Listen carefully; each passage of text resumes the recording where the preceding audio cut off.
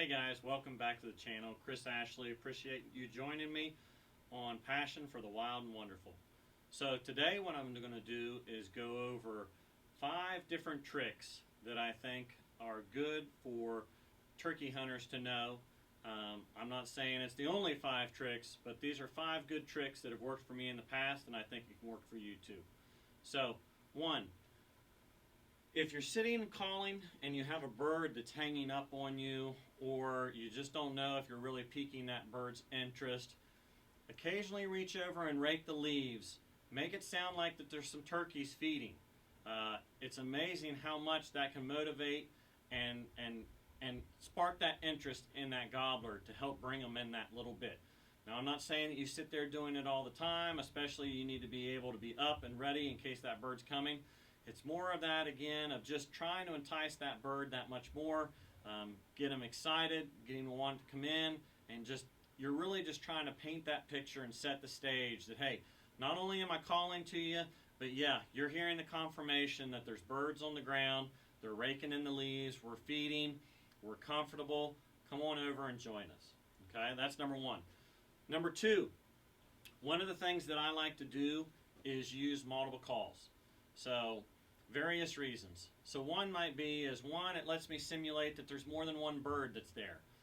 In my opinion, I think a gobbler has more interest thinking that he's going to a group of hens than maybe just a single hen.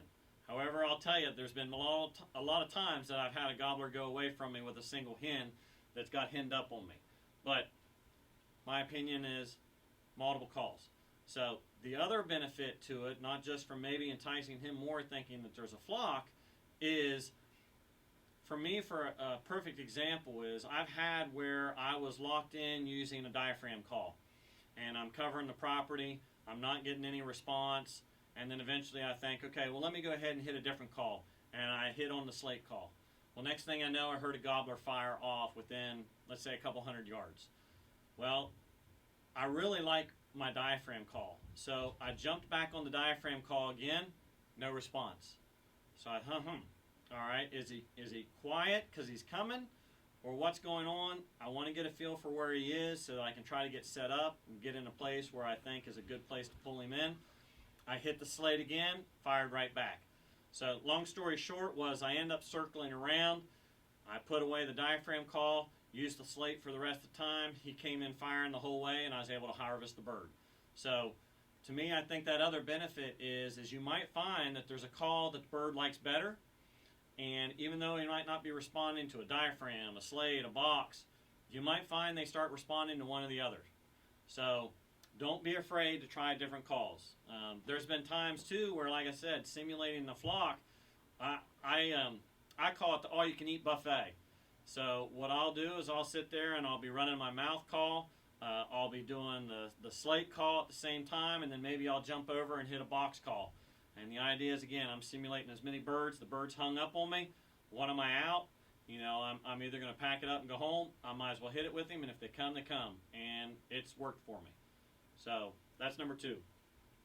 Number 3, again, this is another kind of scenario that maybe a bird's hung up on you. So I've had multiple occasions where I'm sitting there and I'm calling a bird. He's obviously went to a strut zone or an area that he's comfortable, and what I see is he's only willing to come in so far, and then he'll go away. And then he'll come in so far, and he'll go away. And I can tell that all he's doing is sitting in there strutting, and he's wanting me to come into him.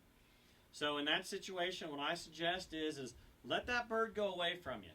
Shut up for a few, see if he sounds off further away, sneak in and try to set up in that range where you felt like he was coming to, at least initially. Get inside that window, sit back up, and see if you can't call them in again.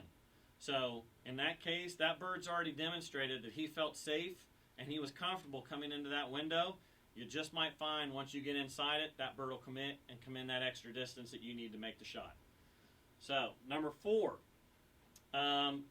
if you're hunting with a partner, so I always like to sit there and have a partner that's set up maybe 20, 30, 40 yards behind me. I still like for them to be able to see me, whether it be so that we can make hand gestures or movements to each other of what's going on, or whether we think the person should be calling for us, or if we hear something. The other real thing too with it is that takes the focus off you as being the shooter. So I want that bird thinking, okay, that bird that's calling me is further around the hill or further back, and they're not necessarily as focused as where you are as to where that sound is coming from. So with it, you might get away with a little bit more movement because the focus isn't right on you. And at the same time, it might be that that person pulls that bird right past you to where you're able to make the shot that had it been otherwise, they might have stopped a little bit short coming into you. And again, that's worked really well for me, especially with me and my dad, of where we had set up with two people and stagger to where we're able to go ahead and use that back person to pull that bird a little bit forward. So, number 5. Everyone gets so anxious about getting up, getting out there at daylight, trying to hunt the birds off the roost, and that can be a super effective time. But a lot of people will sit there and get frustrated if they don't get a bird off the roost and they head home shortly thereafter. Maybe you're heading home at 8 or 9 o'clock.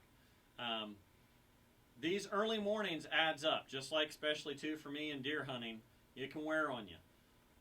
Make sure you realize that another great killer time to be able to get onto a bird is around that 10:30 time frame. I've killed several birds around that approaching midday period that they freed up from the hen or hens that they were with first thing in the morning coming off the roost, and they're out looking again trying to pick up another hen or two in that afternoon. So for me, I normally, if I go out in the morning and it's somewhere where I have to work that day, yeah, I'll go out and call. If I have one firing off first thing on the roost, boom, I'll go after that bird. If I don't, I come back, I go to work. Okay? But if it's maybe a weekend for me or I have the day off, I'm sticking out there all day because I definitely want to cover that 10 to noon time frame at least for when one's freeing up. Now, for me in West Virginia, it's normally one of those that I have to be out of the woods by, say, 1 o'clock. In Ohio, the first week, I think it's the same thing. From the second week on, you're able to hunt all day.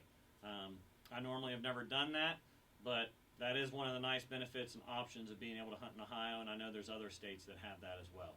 But I'll give you a little story here. So, especially with my kids, it doesn't take long that they're not wanting to get up first thing in the morning and go out turkey hunting.